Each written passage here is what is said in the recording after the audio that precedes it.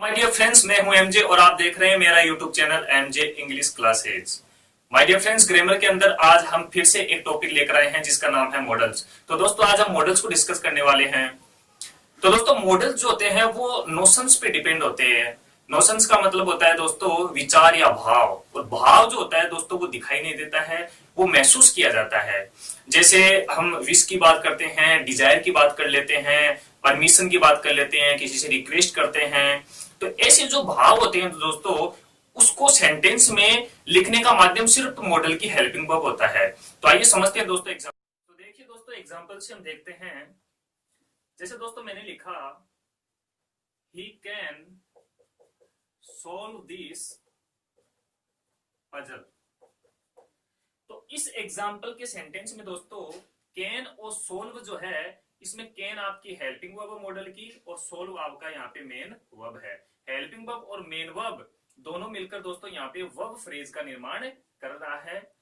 तो दोस्तों यहाँ पे हम मॉडल्स को डिस्कस कर रहे हैं। तो यहाँ पे ये जो कैन है दोस्तों, यहाँ पर ये फाइनाइट वर्ब है। क्या है दोस्तों? Finite verb. फाइनाइट वर्ब जो होती है दोस्तों वो टेंस को बताती है। टेंस को इसलिए बताती है क्योंकि सेंटेंस का जो सब्जेक्ट है उसके साथ में दोस्तों इस फाइनाइट वर्ब का अग्रीमेंट अगर होता है तो वो टेंस को बताती है।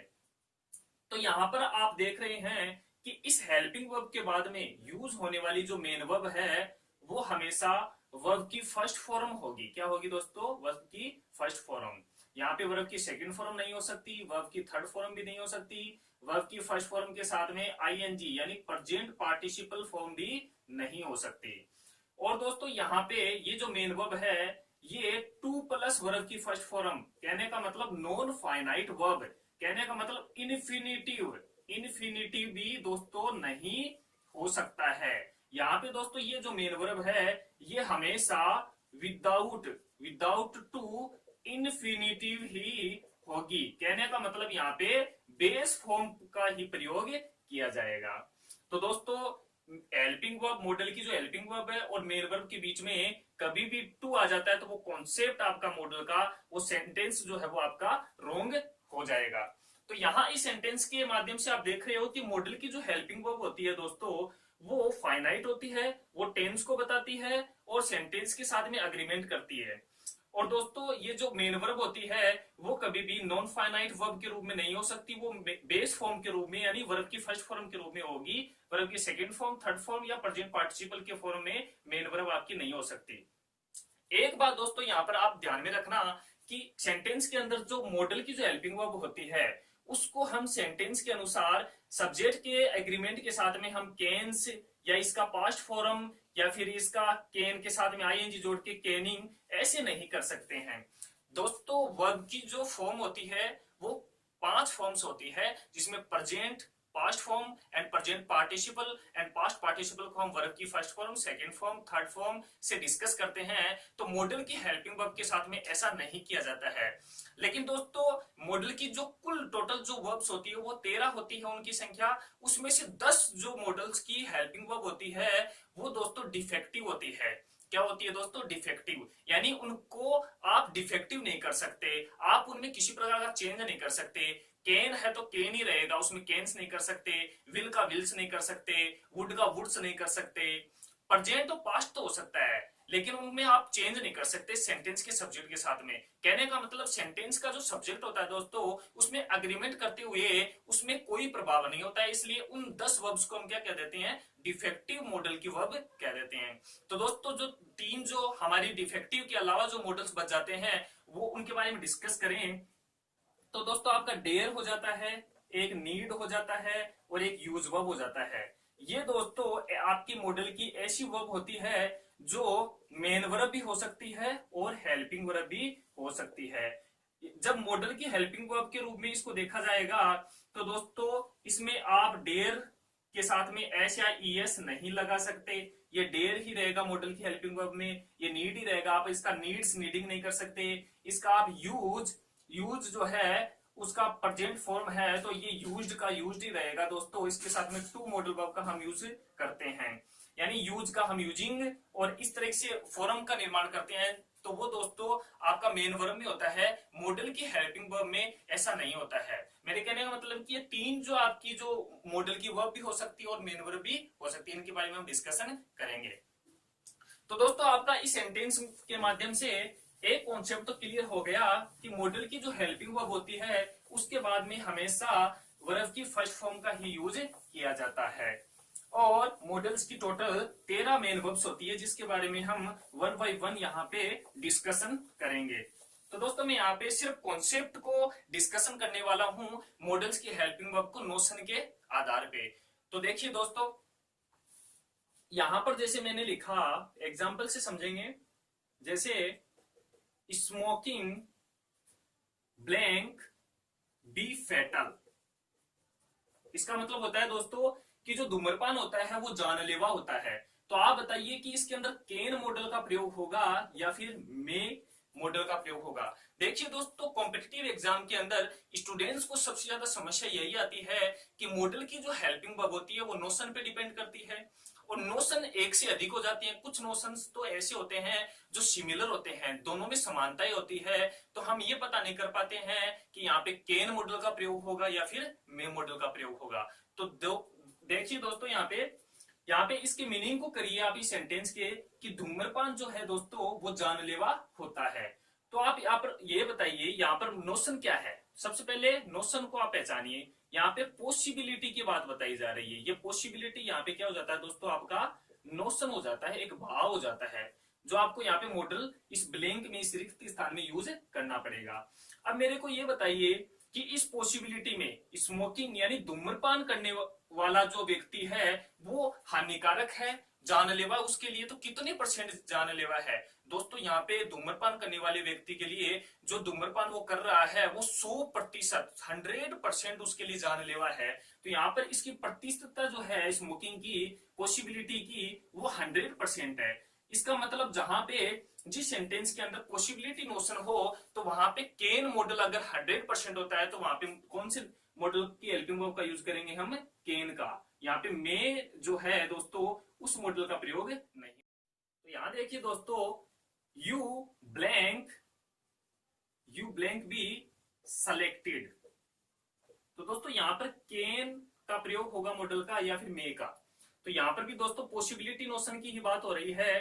इसमें वो एग्जाम देकर आप जैसे तैयारी करते हो तो कोई व्यक्ति होगा जो उसने तैयारी की होगी, उसने एग्जाम को वहां देकर आया होगा पेपर को। तो दोस्तों अब यहाँ पर आपको ये बताना है कि इसमें पॉसिबिलिटी जो है उसका परसेंटेज कितना लग रहा है। तो यहाँ पे देखो दोस्तों आपका जो परसेंटेज है, कहने का मतलब यू ब्लैंक बी सिलेक्टेड, किस एग्जाम में आप सिलेक्टेड हो भी सकते हो और नहीं भी हो सकते। कहने का मतलब ये होता है दोस्तों कि 100% अगर श्योरिटी है तो आप इसमें केन मॉडल का प्रयोग कीजिए। अगर 50-50 परसेंटेज इस एग्जाम को करेक्ट करने में आपको लग रहा है तो आप वहां पे मे का प्रयोग कीजिए। मेरे कहने का मतलब ये होता है दोस्तों कि पॉसिबिलिटी जो होती है वो 100% होती है तो केन मॉडल का प्रयोग कर दीजिए। अब कुछ सेंटेंस ऐसी होती हैं जिनमें पॉसिबिलिटी तो नजर आती है लेकिन उनमें 100% न होकर 50-50 का अगर आपको रेशियो नजर आता है तो वहां पर आप मे मॉडल का प्रयोग कर दीजिए। तो फायर ब्लैंक बर्न एनीथिंग, तो यहाँ पे दोस्तों केन मॉडल का प्रयोग होगा या फिर मे का प्रयोग होगा। तो देखिए दोस्तों यहाँ पर भी पॉसिबिलिटी की बात हो रही है कि फायर जो होती है, आग जो होती है दोस्तों, उसके पास में जब कोई व्यक्ति जाता है हाथ लगाता है तो दोस्तों 100% उसको जलाएगा। वो गरीब और अमीर इंसान के अंदर अंतर पैदा नहीं करती है। दोस्तों फायर जो होती है वो चाहे गरीब इंसान का हाथ हो चाहे अमीर का, आग के पास जाओगे तो 100% श्योरिटी है कि वो आग में जलेगा। तो दोस्तों यहाँ पे 100% श्योरिटी है तो इसलिए यहाँ पे केन मॉडल का प्रयोग होगा, यहाँ पे मे मॉडल का प्रयोग नहीं होगा। तो दोस्तों यहाँ पर इन एग्जाम्पल में हम देख रहे हैं, फर्स्ट एग्जाम्पल के अंदर देखिए दोस्तों, द स्काई इज क्लाउडी, यानी कि जो आकाश है दोस्तों वो बादल है, उसमें क्या दिखाई दे रहे हैं, बादलों से भरा हुआ आकाश है।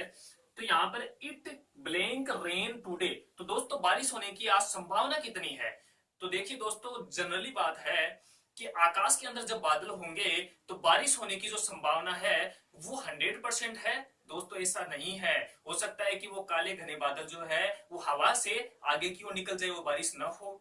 इसका मतलब 100% तो नहीं है। हाँ, ऐसा हो सकता है कि काले बादल ऊपर छा रहे हैं तो दोस्तों बारिश होने की संभावना 50-50 है। और आपको मैंने बताया दोस्तों कि जहां पर 50-50 का रेशियो चलता है, पॉसिबिलिटी 50-50 होती है, वहां पे हम मे मॉडल का प्रयोग करते हैं। तो दोस्तों यहाँ पे केन मॉडल का प्रयोग ना होकर दोस्तों यहाँ पर मे मॉडल का प्रयोग होगा। इसी तरीके से हम देखते हैं सेकेंड एग्जाम्पल में। यहाँ पे दोस्तों द स्काई इज क्लियर। तो दोस्तों इस एग्जाम्पल में अब जो आकाश है वो एकदम से साफ है। तो आप बताइए कि बारिश होने की संभावना कितनी है। दोस्तों जब आसमान पूरा साफ है तो 100% है कि बारिश नहीं होगी, ऐसा नहीं है दोस्तों। 1% से लेके 5% तक दोस्तों बारिश होने की संभावना है। हो सकता है कि बादल आ जाए, और बादल जब आ जाएंगे तो दोस्तों उसमें बारिश होने की संभावना 1 से 5% है। तो दोस्तों 100% नहीं है, इसलिए केन का भी प्रयोग नहीं होगा। 50% नहीं है तो दोस्तों मे का भी प्रयोग नहीं होगा। तो 1 से लेके 5% या 10% का रेशियो निकल रहा है दोस्तों, बहुत ही कम संभावना है। तो यहाँ पे इस ब्लैंक में दोस्तों माइट मॉडल हेल्पिंग वर्ब का प्रयोग होगा। मेरे कहने का मतलब दोस्तों ये है, आप समझिएगा इस कॉन्सेप्ट को, कि जब पॉसिबिलिटी की बात आती है, किसकी बात आती है दोस्तों, पॉसिबिलिटी नोशन की बात आती है, तो हम कैन मॉडल का भी प्रयोग करते हैं, मे का भी कर सकते हैं और माइट का भी कर सकते हैं। लेकिन दोस्तों हमें यह पहचानना पड़ेगा कि जब 100% पॉसिबिलिटी किसी भी चीज में होती है तो वहां पे हम केन मॉडल का प्रयोग करते हैं। 50-50 का रेशियो निकलता है दोस्तों, वहां पे हम मे का कर लेते हैं। 50 से नीचे 120 या फिर 20 या फिर यहाँ पे 5% का रेशियो बहुत कम निकलता है तो माइट का प्रयोग कर लेते हैं। दोस्तों इसमें शायद वाली पॉसिबिलिटी नहीं होती है, 100% ही होता है। इसमें शायद का गुण पाया जाता है कि शायद बारिश हो भी सकती है, नहीं भी हो सकती। इसमें दोस्तों बारिश में होने की संभावना शायद में होती है, लेकिन वो 1 से 25 यानी 50 से नीचे नीचे होती है। तो आप समझ गए उस कॉन्सेप्ट को कि पॉसिबिलिटी, ये स्टूडेंट्स को काफी प्रॉब्लम में कंफ्यूजन देती है कि पॉसिबिलिटी आ जाए तो दोस्तों इसके अंदर हम केन मॉडल का प्रयोग करें या मे का प्रयोग करें या फिर माइट का प्रयोग करें। आपको यहाँ पर एक दिक्कत और आ सकती है दोस्तों। वो परेशानी क्या है, जैसे मान लीजिए दोस्तों कि किसी सेंटेंस के अंदर पॉसिबिलिटी के भाव को आप नहीं समझ पाते हो और एग्जाम में क्वेश्चन आ जाए और वहां पे मॉडल आपको दे रखे हैं, तो कौन सा करना है। जैसे मैंने कहा दोस्तों कि वाटर नॉट बर्न एनीथिंग।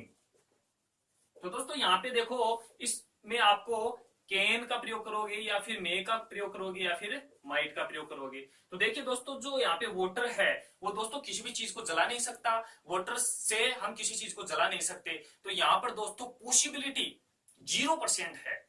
मैंने क्या कहा दोस्तों, पॉसिबिलिटी 0% है, लेकिन इम्पॉसिबिलिटी वाटर की नहीं जलाने की 100% है। तो दोस्तों चाहे पॉसिबिलिटी 100% हो चाहे इम्पॉसिबिलिटी 100% हो, दोनों ही केसेस में हम केन मॉडल का प्रयोग करेंगे। बस परसेंटेज जो है वो आपका 100% होना चाहिए, चाहे वो पॉसिबिलिटी का हो चाहे इम्पॉसिबिलिटी का। तो दोस्तों आपने देखा कैन मे माइट मॉडल के इस बड़े कंफ्यूजन को, and I hope that you have understood very clear, and see you again. Share, subscribe, like and press the bell icon. Thank you very much my